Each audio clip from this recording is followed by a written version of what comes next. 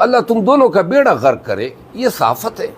اپنی عمروں کو دیکھو، سراسر جھوٹ، بیہودہ بات، اور ایسے لوگوں پہ لعنت بھیجنے کا، ان کی بے عزتی کرنے کا جی کرتا ہے، کیونکہ یہ انسان ہی نہیں ہے، بونے ہیں، چھوٹے چھوٹے لوگ ہیں، یہ صافی ہو ہی نہیں سکتے۔ کس طرح اتنی غیر ذمہ داری سے یہ جھوٹ بول سکتے ہیں میری رائے بغیر؟ اور آگے سے یہ نصرت جاوید پتہ نہیں میرے بزرگوں کی عمر کا ہوگا، لیکن ایک دفعہ پھر کہتا ہوں، ایسے لوگ لعنتی ہے جو اپنی صحافت کا، اپنی میڈیا کا غلط استعمال کرتے ہیں۔ میں نے کل یہ کیس دائر کیا منصور علی خان کے خلاف، اور یہ بار بار میرے حقوق کو ڈیمیج کرتا تھا، میری بے توقیری کرتا تھا، پتہ نہیں اس کا کیا ایجنڈا ہے، کس کی ماں پہ کر رہا تھا۔ میں برداشت کرتا گیا کہ ایک دن اس نے حد ہی کراس کر دی، تو میں نے کہا بس اب تمہیں سمجھانے کا اور تمہیں یہ بتانے کا کہ تم قانون کے تابع ہو یہ وقت آ گیا ہے۔ کیمرے کے آگے بیٹھ کے کبھی یہ ایزیوم کر لینا کہ آپ عقل کل ہیں، اختیار کل ہے، اور آپ جو جس کے حوالے سے کہنا چاہیں کہہ سکتے ہیں، قطعاً نہیں کہہ سکتے۔ جو انگلینڈ میں بیٹھے ہیں ان پہ بھی دعوے آپ کریں، کیونکہ کبھی تو پاکستان آئیں گے تو یہ ڈگریاں جو ہیں جو ہوں گی، اور میں نے کی ہیں ایسے کوئی 7-8 لوگوں پہ کی ہیں، یک طرفہ کارروائیاں چل رہی ہے، لیکن جس وقت یہ پاکستان آئیں گے یا پاکستان میں ان کی کوئی جائیداد ہوگی تو وہ ایگزیکیوشن کے پروسیس میں یہ شخص جو ہیں، اور ایسے میں نے کہی اور بھی لوگ دیکھیں، صحافی بھی دیکھیں، جن کے ساتھ کوئی لینا دینا نہیں، کوئی تعلق نہیں، کوئی مطلب ہے ان کے ساتھ، لیکن وہ آپ کو اپنے پروگرام میں ڈسکس کر کے اور آپ کے حوالے سے کوئی نہ کوئی لغو بے بنیاد بات کرنا، یا سچی بات بھی اس طرح کرنا کہ اس میں بھی آپ کی بے توقیری ہو۔ بے شک آپ سچی بات کریں، آپ کے پاس ایک ڈیفنس ہے، لیکن بے توقیری کا حق آپ کو سچ بات بھی نہیں دیتا ہے کہ آپ کسی انسان کی بے توقیری کریں۔ یا عموماً ہم کسی سے سوال کرتے ہیں نا کہ کہاں سے یہ سوال کر رہے، تو آگے سے کہتے ہیں ذرائع۔ اب ان ذرائع کا تو ہمیں پتہ چل گیا ہے کہ یہ ذرائع کون سے ہیں۔ گھر میں بیٹھ کے جناب کوئی کسی سے پوسر ہو جاتی ہے، اچھا یہ ذرائع ہو گئے۔ اب میں نے جیو ٹی وی کی مثالیں دی، ایک دن انہوں نے مثال دی کہ جناب میں نے کسی ورکر کو تھپڑ مار دیا، اور جس کو تھپڑ مارا تھا وہ تھپڑتا ہی نہیں، وہ ویڈیو آپ نے دیکھی ہوگی، وہ میرا اپنا گن مین تھا، وہ مجھے کھینچ رہا تھا، اور میں نے اس کو یہ کہا کہ اس طرح نہ کرو، اور وہ لوگوں کو جو ہیں بیسیکلی میری طرف آنے سے روک رہا تھا، اور یہ 3 دن ہیڈ لائن پہ چلتی رہی۔ پھر انہوں نے اپنے ویب پیج سے خبر چلا دی کہ میں نے مریم نواز صاحبہ سے معافی مانگ لی، آپ لوگوں نے وہ خبر دیکھی ہوگی۔ یعنی اس طرح کی جھوٹی خبریں، اور وہ پھر انہوں نے ویب پیج سے اتار دی، وہ خبر ڈیلیٹ کر دی۔ پھر میں ادھر گھر میں بیٹھا ہوتا تھا، سامنے ہی پٹی چل رہی ہوتی تھی کہ جناب یہ فلاں جگہ یہ ہوا۔ وہ بھائی اللہ تم لوگوں کا بیڑا غرق کرے، یہ صحافت ہے۔ اب نصرت جاوید ایک زمانے میں بڑا اچھا لکھا کرتا تھا، میرے خیال میں ڈان اور نیوز کے ساتھ بھی رہا۔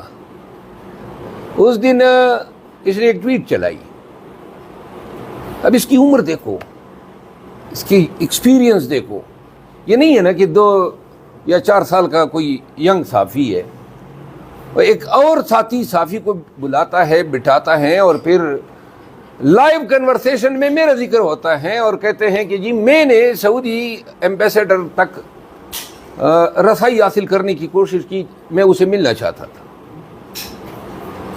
یعنی کہ اللہ تم دونوں کا بیڑا غرق کرے، یہ صحافت ہے۔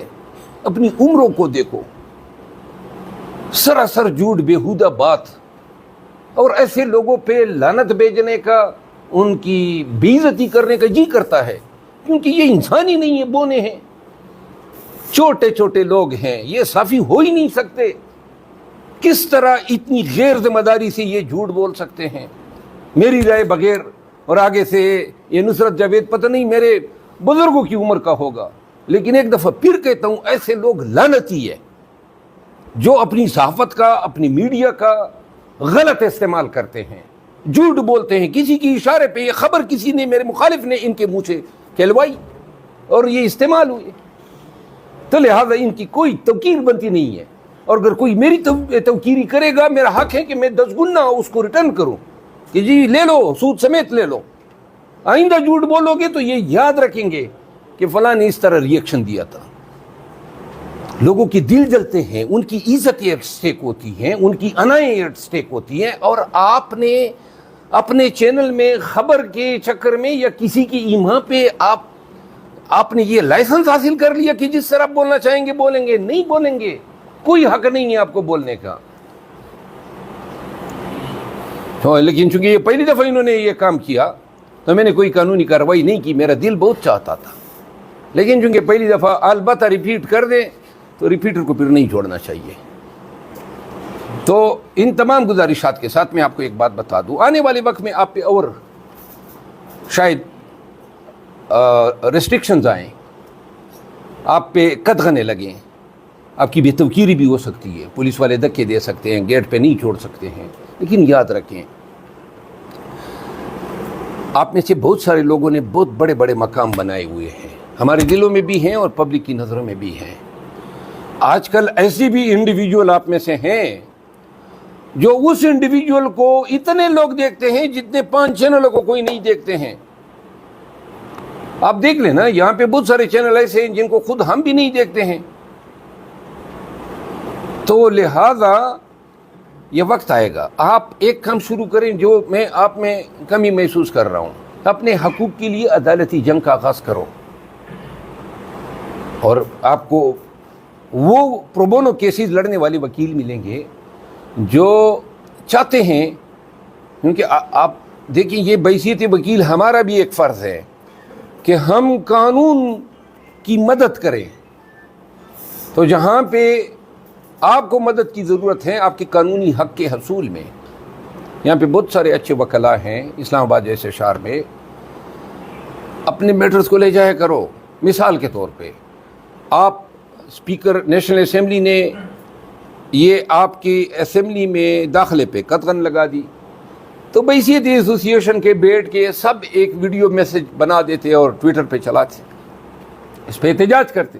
اسپیکر صاحب سے مطالبہ کرتے کہ جناب کیوں آپ لوگوں کو یہ اس حق تک رسائی جو ہے انفارمیشن کے حق تک، کیوں آپ اس پہ قدغنیں ڈال رہے ہیں. تو یہ بات اٹھتی چلتی، اسپیکر صاحب کے کانوں تک بھی پہنچتی.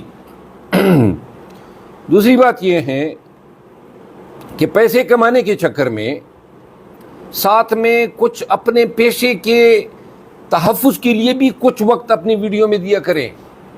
کچھ ٹائم اسی پر بھی ہونا کہ کہاں کہاں پہ آپ کے ساتھ زیادتی ہو رہی ہے، کچھ اس پہ بھی بولا کریں.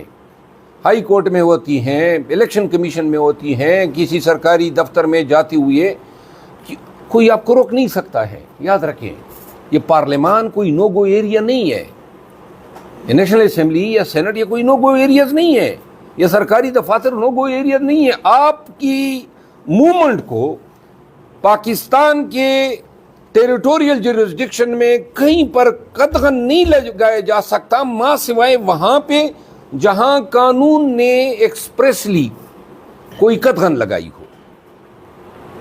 مثال کے طور پہ کینٹونمنٹ ایریاز ہیں.